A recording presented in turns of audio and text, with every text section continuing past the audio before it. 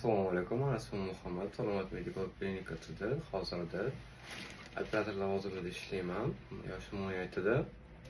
Men bu klinikaga kelishimdan maqsad avvalambor bu kasallikni tuzatish bo'lgan. Men bu yerga ichki sifatida kelmaganman. Boshida shu kasallikni tuzatish maqsadida kelganman.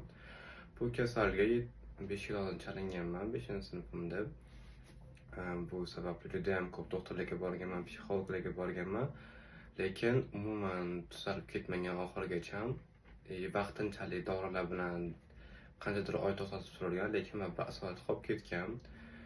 Shu sababli menda ko'p ta'sirlar lecheniyadan keyin baribir bu kasallik oxirigacha tuzalib ketmagani uchun menda уже somatsenga tushishni boshlagan, уже tuzalmaydi degan xayolga borganman. Mana kasalim neurologik deyiladi. Bu juda ham kamyob tuzalish qiyin kasallikdan hisoblanadi.